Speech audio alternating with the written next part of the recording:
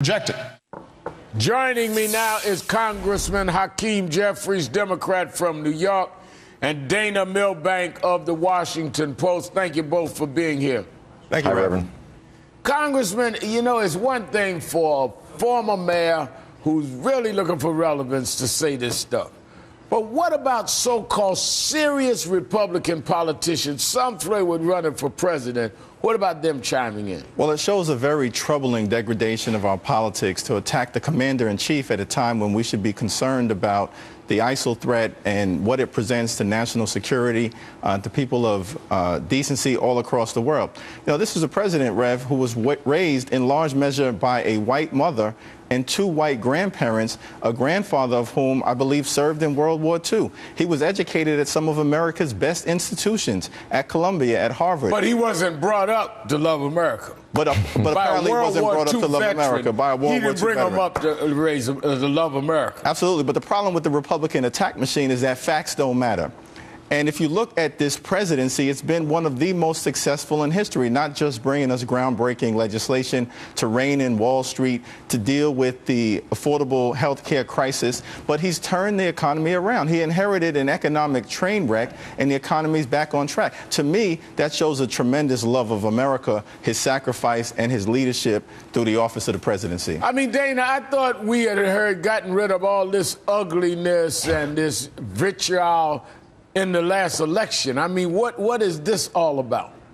Reverend, I don't think it disappeared at all, certainly not for a very long period of time. And I think it is a continuation of what we've been seeing over the last 7 years now, and that is to create the impression that this president is something other than a patriotic American. Of course, Giuliani was questioning his patriotism before coming out and saying he wasn't questioning his patriotism. And it's not alone. We've got Ted Cruz. We've got a Republican member of the House. We've got others raising doubts repeatedly about where this president's loyalties are, whether they're to America or to the terrorists. Now, you can look at the president's language on, avoiding the notion of a war against Islam. It's essentially the same language that George W. Bush had used back during his presidency. But there is really a concerted effort, I think, to create this impression that this president is something other than a normal patriotic American. So, Congressman, some on the right say the president doesn't love America. We're also hearing claims that he sympathizes with ISIS. Listen to Senator Ted Cruz. What undermines the global effort is for the president of the United States to be an apologist for radical Islamic terrorists. I mean, an apologist for a terrorist, Congressman? I mean, do comments like this make it harder to have a serious debate in this country about strategies for destroying ISIS? I think it's hard to have a serious debate whenever the junior senator from Texas is involved. I mean, this is somebody who's continued to disgrace himself and his credibility. But the problem is there are people on the right who take Ted Cruz seriously, Rev, and that's an unfortunate thing. They have been attempting to delegitimize this president from the moment he was sworn in January of 2009. They failed in his initial election. They failed in his re-election. And so now I think the rhetoric has gotten more strident, showing the hatred that many on the right seem to have for this president and for his success. And it's unfortunate because the Republican obstructionism, if anything, has been bad for America. They've been so determined to make sure that President Obama failed.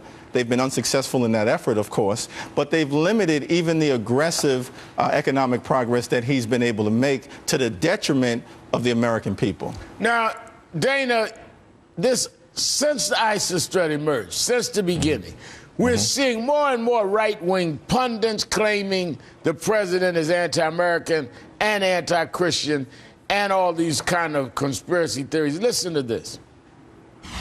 He's balancing threats. And to the President of the United States, I believe that the United States of America is the bigger threat. Maybe we have some Islamists embedded in the White House. The world would be a much safer place if the Obama administration hated Islamic extremists as much as they do Fox News. He said, you know what? Yeah, ISIS is bad, but you know what?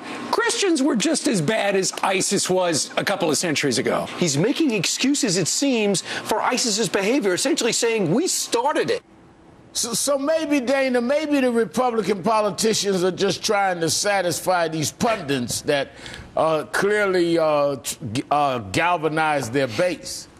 You know, and I think that's the very important point here, Reverend, is you're always going to have, you know, wingnuts out there saying all kinds of crazy things. The important thing here to look at is who's validating that. So you have Scott Walker, a guy who has as good a chance as any of getting the Republican nomination for president, refusing to weigh in on whether this president loves his country. And, you know, we had this same guy a week ago, as we discussed, refusing to weigh in on evolution. So the problem here is they've created a leadership vacuum. There's no leadership coming from Scott Walker and a number of his colleagues seeking the nomination, and that's why that's why you have so much of an echo. The former mayor, I understand, you know, he's got to do what he's got to do to get some attention every now and then. But the fact that these guys will not weigh in and show leadership and are players now with a following is what's so disturbing and distressing. But let's put some facts into this debate, though, why it is so, to me, so absurd. Because let's remember, 1.6 billion people are Muslim in the world. 1.6 billion Muslims in the world. Just 0.0018% are members of ISIS. And the U.S.-led coalition, Congressman, has launched over 2,400 airstrikes on ISIS since August. Now, aren't those the facts that critics of the president are missing? Yeah, those are absolutely the facts, Rev. This president has led the effort to combat and to destroy ISIL and will continue to lead the way in that regard. This is also the president that had the courage to pull the trigger on the assassination, a daring raid on Osama bin Laden, something that George Bush, his predecessor, couldn't accomplish.